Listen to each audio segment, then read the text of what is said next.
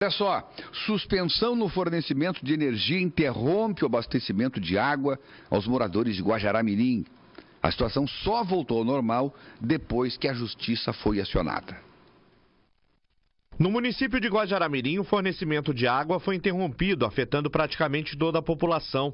O desabastecimento foi motivado pela suspensão do fornecimento de energia da Eletrobras para a Companhia de Água e Esgotos de Rondônia, CAERD. Num passado recente, a diretoria anterior firmou um acordo com a Eletrobras, ao qual não honrou os compromissos firmados e ocasionou o corte. Foi necessário o envio de vários documentos ao judiciário para que o fornecimento voltasse ao normal.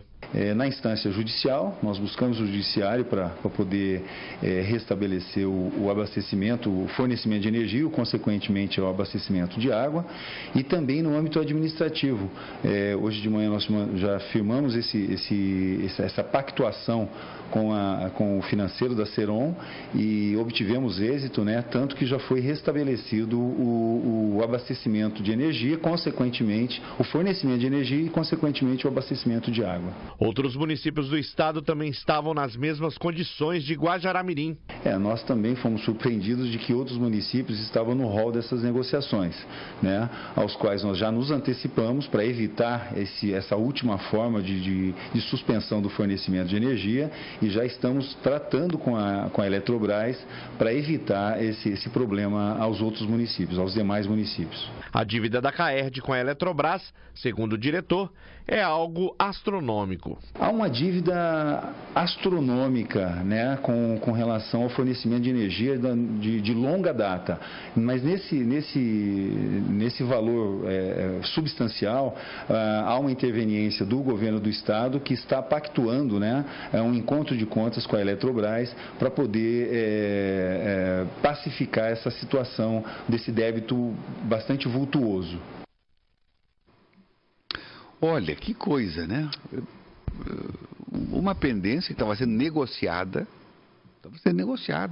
Havia uma manifestação da CAERD, da nova direção da CAERD, reconhecendo a dívida e querendo negociar. A Casa Civil, ou seja, o governo do estado, através de Eurípides Miranda, como acionista majoritário da CAERD, se manifestou junto à Eletrobras. Vamos sentar, vamos ver, vamos fazer um encontro de contas. E a Eletrobras falou e cortou a energia de Guajará-Mirim, pode cortar de qualquer município hoje do interior, não é? Pode. E só voltou por ordem judicial. Professor. Eu acho que é o seguinte, tem que entender o seguinte, as empresas não têm donos privados. Então, o que acontece é que a Eletrobras possui a necessidade de responder aos seus acionistas. Ela tem que responder aos acionistas dela. Ela não pode simplesmente dizer assim, olha, eu não vou cobrar. Se você renuncia até uma empresa privada, pode correr sério. Mas não é renúncia, professor. Não, é renúncia, porque ela não está executando o direito, obrigação de cobrar o que lhe é devido. Mas ela foi chamada para uma negociação. A Eletrobras deve para a CAERD muito mais do que a CAERD deve para a Eletrobras. Mas ela não, eu não vi. Tem que fazer um encontro de contas. O pedido da CAERD. Não. Está dito aí, professor. Não, mas ali é só tem documentos que estão dizendo que há débitos da Eletrobras que tem que ser encontrados. Eu sei, mas eu não estou enxergando onde está o acordo. O acordo não foi respondido. Bom, agora tem uma outra. Mas claro que não foi respondido. Aí eu te proponho um acordo, tu vai lá e corta a energia. Mas e o acordo que eu estou te propondo? Eu não aceitei o acordo? Não, você tem que dizer, não. Está em negociação. E além disso... Você tem que dizer, porque se o governo do estado amanhã então manda fechar a Eletrobras, e aí como é que fica? Tem um fato novo. Pode fazer isso. Mas não é esse o caminho. As duas empresas têm, acima de tudo, responsabilidade social. Exatamente. Sim, eu também acima de tudo. É por isso que o judiciário interviu. Acho que o administrador da Eletrobras se valeu do escudo do judiciário para poder restabelecer a energia. Tem um fato porque novo. Sozinho ele não pode fazer. Tem um fato ele não novo. pode esbulhar o que não é dele. Só um pouquinho. Tem um fato novo. Dia 30 de agosto... essa dívida existe há 100 anos. Agora o cara veio hoje fazer isso. Agora que mudou a direção da CAERD, agora que está em discussão. A administração pública tem o poder, dever de... Vocês estão falando sobre uma coisa que vai acontecer dia 30 de agosto agora. A Eletrobras Rondônia, Ceron, vai ser privatizada. As negociações de dívidas da Eletrobras Brasil em Rondônia vão ser renegociadas. O governo federal está assumindo alíquotas dessas dívidas, porque o comprador da Eletrobras Rondônia vai pagar apenas R$50 mil pela empresa. Ok? Esse é o preço de mercado na concorrência que vai ser feita. E mais um detalhe.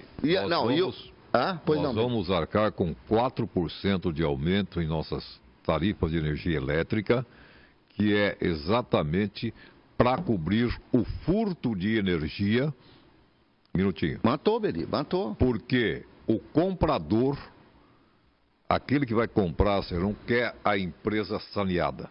Isso. Redondinho. E isso faz parte do acordo para privatização da energia. Parei um pouquinho. É um dos itens. Parei um pouquinho. É um dos itens. O cara vai pagar 50 mil em empresa saneada, eu também quero. Eu também, mas pode concorrer. Não. Ele vai pegar. Essa informação não está correta. Também não está correta. Está correto assim. Não. Eu estou falando que eu li. Vocês ouviram, mas ela não está correta. Não, é fake news. Ninguém, olha, eu também quero. A informação que o Beni passou. Vamos por parte.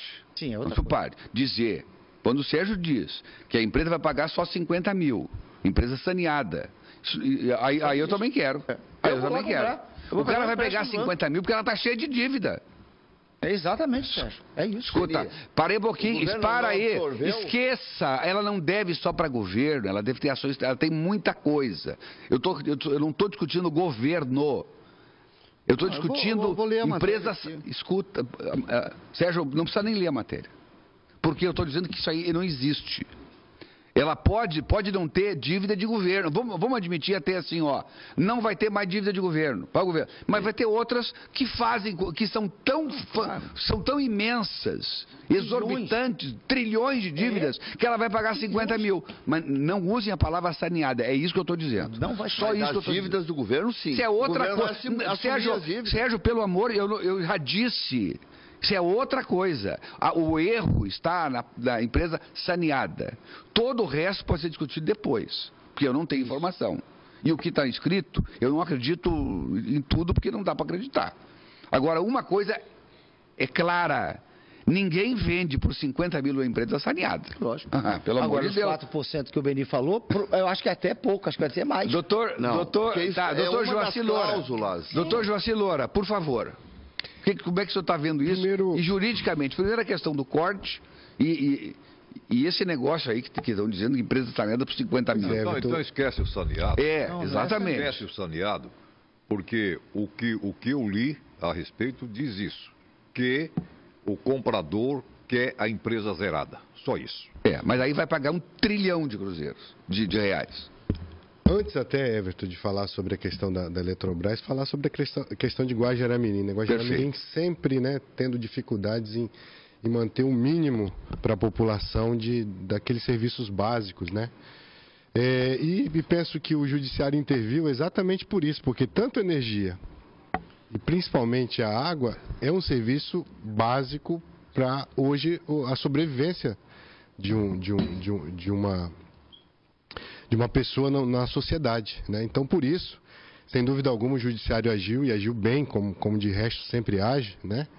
Ou na maioria das vezes age, em relação a esse caso. Agora, eu não conheço, viu, Sérgio? Eu não posso dizer assim exatamente, isso talvez seja uma mentira, assim, de forma veemente, mas é pouco provável que, de fato, alguém compre uma empresa por 50 mil só. Porque saneada. Vamos se juntar aqui, então vamos comprar. Eu estou dentro, né? eu estou dentro. Sozinho. Estou dentro. Eu vou pegar o dinheiro lá no Brasil. Eu vou dar 51. E ganho de você. Acho que, de fato, existem outros débitos, outras coisas que tá sendo levadas em conta para que haja aí uma venda via leilão, né, que foi autorizada agora pela Justiça, depois daquelas guerras de liminares, mas não sei até que ponto, e aí vem uma reflexão, não sei até que ponto seria vantajoso ou não manter ou não essa venda judicial. E aí, sobretudo, Beni, aí a gente toca num outro ponto. Rondônia hoje é exportador de energia para o Brasil. E Rondônia hoje tem um dos índices mais altos de energia elétrica. É o que não dá para entender. E aí é uma coisa que não dá para entender, realmente. Então, acho que isso, população, os políticos, as pessoas que gerem Rondônia precisam se conscientizar disso. A gente exporta energia para o Brasil, não deixa faltar energia no Brasil, e nós é que estamos pagando a conta. Essa é bom lembrar o seguinte, que além desses 4% de aumento... Uma energia já cara, né? Que é para cobrir o desvio de energia elétrica, vamos falar o roubo, o diabo 4, sei lá o que for, nós teremos mais 4% de aumento, que é aquele que se faz a cada 4 anos. Correto?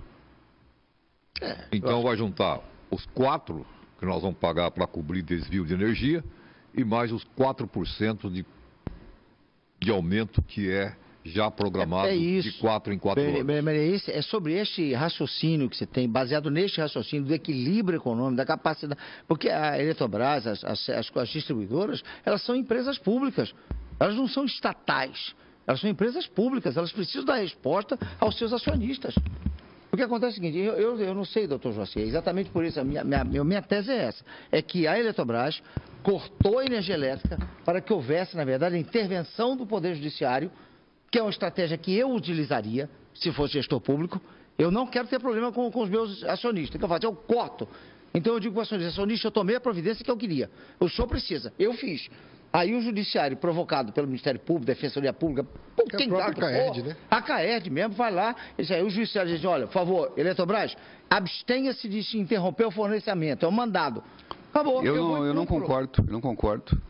Eu acho que qualquer empresa, qualquer diretor de empresa, ele está autorizado pelos acionistas para negociar.